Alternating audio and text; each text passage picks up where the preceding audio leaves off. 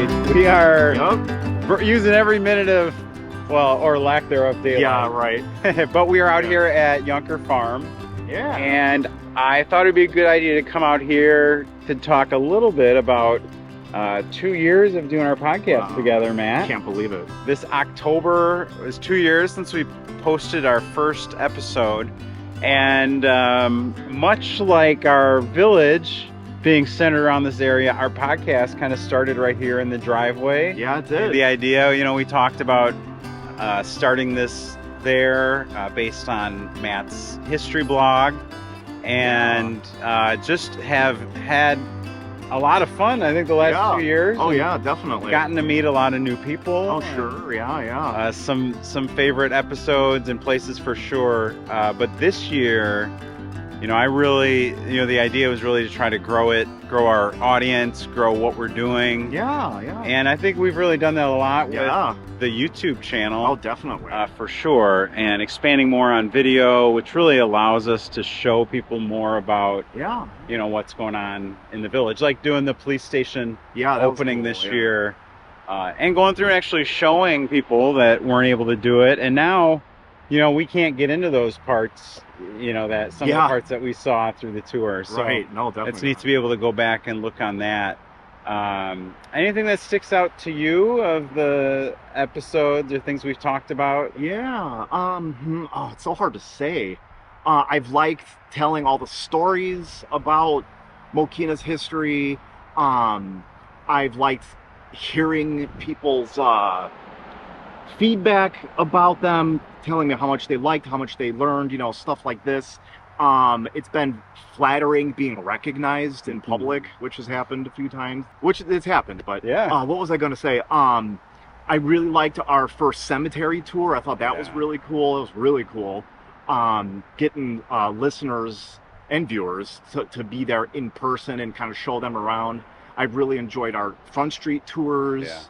How about the Mamie Beckstein recording? You were really excited about that. That was cool. Yeah. We were able to get that recording from Dr. Cohen. Yeah. Had you heard that recording before? I had never heard that recording. I have at home in my file on Mamie kind of like a transcript of that recording that was made around the time the recording was made.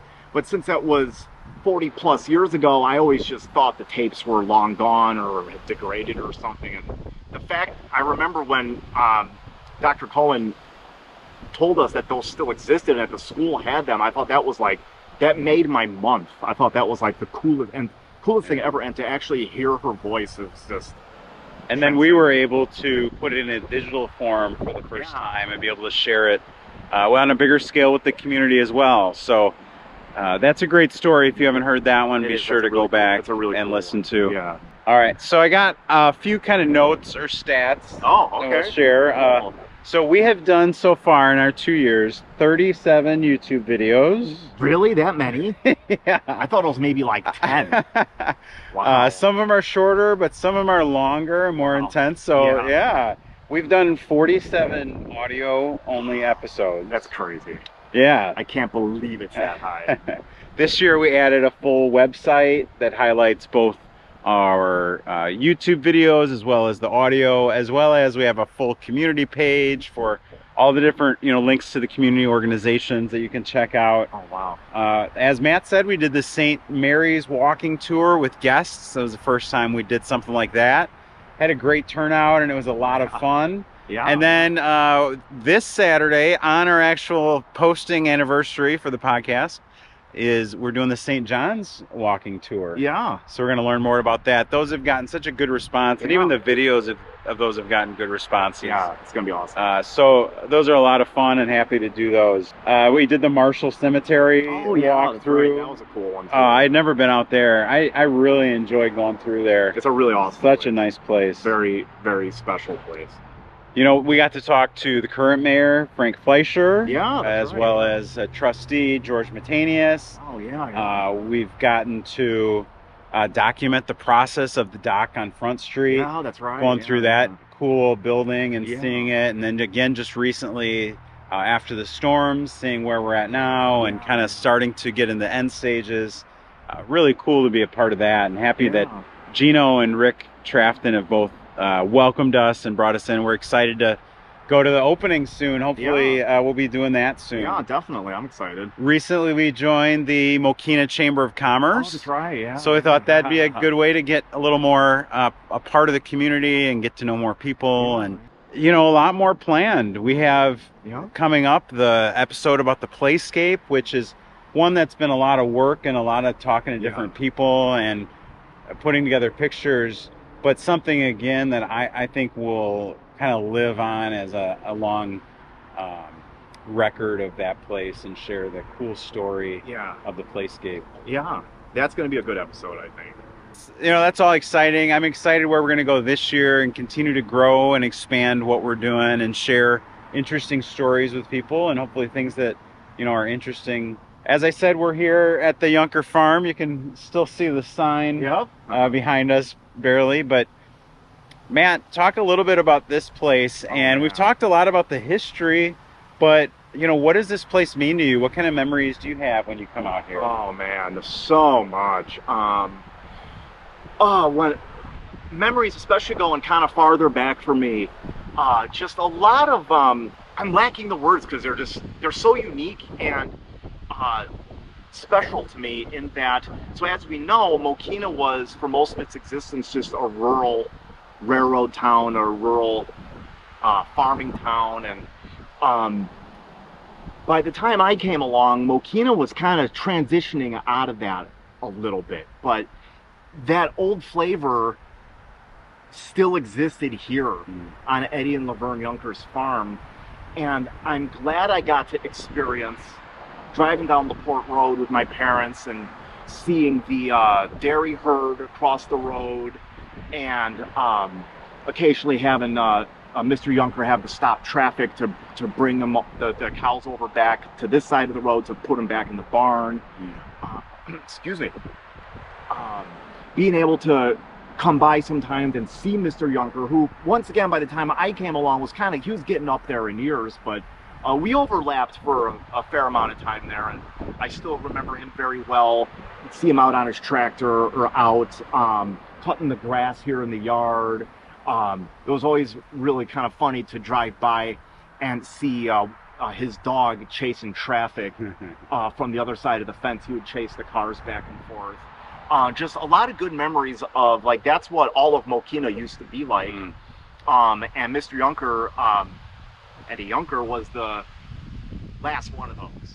So I'm glad I got to experience that and see that. And also, so I kind of have my own memories, but then today, knowing what I do about the history of this farm and how far it goes back and the just really important people in our narrative that are tied to this property, it's just an incredibly special and meaningful place to me that is a really that my heart is really close to and really attached to. So it's quite a place. And as we stand here, they're setting up for Halloween Hallows this weekend, which is something we've talked about before, but again, a lot of great memories, and it's cool now that it's, you know, here on the farm as well. They have stuff going on here as well as at the Oaks. But any memories of Halloween Hallows for you? Oh, tons. Being really, really little, going there, being in the costume contest, that was always a big deal. Going down, once again, being that same age, like really little, kindergarten, first grade, a big part of Halloween Hallow back then that they don't have anymore is the haunted trail that was over in the Park District Forest on the trail back there. And just being little and being terrified on it. Oh, that had to be terrifying. I mean, I would be terrified right now walking through it. Yeah. We should go walk through it and see how terrified I look. Yeah, I know. I would be too. No way. Yeah. Oh, wow. That must have been fun. And then when I got to be a little older, like high school age, being on the other side, being part of the haunted trail. Oh, cool. And scaring that crop of kids. And I think my friends and I did it a handful of times, maybe 5 times, 5 years or something, but there were a couple years in there where we won, I don't remember, I don't think it was first place, but like second, third place, because you would vote. You would get a little ballot when you went down the haunted trail, and you would vote for which little displays or scenes that you liked the best. Okay. And there were different local people, different churches, different businesses that would have their things, and you'd win a little prize. That was always really cool.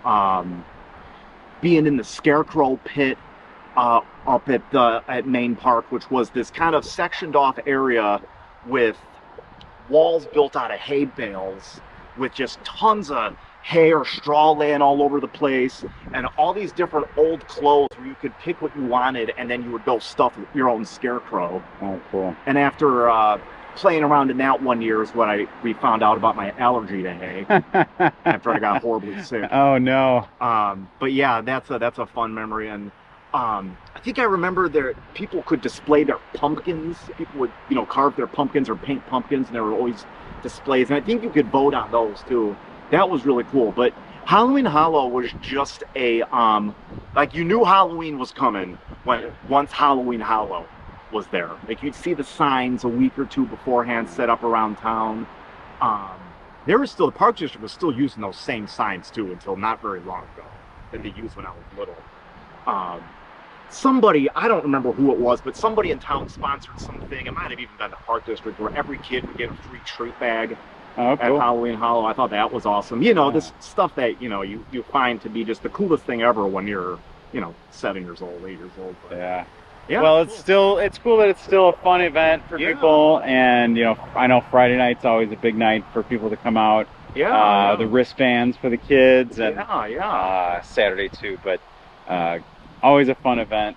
It's awesome. And yeah, Matt, hard to believe we've been going for 2 years. Yeah, it is. And it really is. Again, you just think about all the different people we've talked to and gotten to meet, and the different places we've talked about, the people we've talked about. Just been a lot of fun. Yeah. And I'm excited to see where we keep going. Me too. Yeah. And hopefully we'll be doing more on this place. It'll be fun to come do a walkthrough. Oh yeah. Around here, a walk around. Matt, thank you for all the great information you give us, and thank for you all for your having me. great research. And Thank you. Yeah. let's keep going. Do a couple more years. What do you think? I'm ready.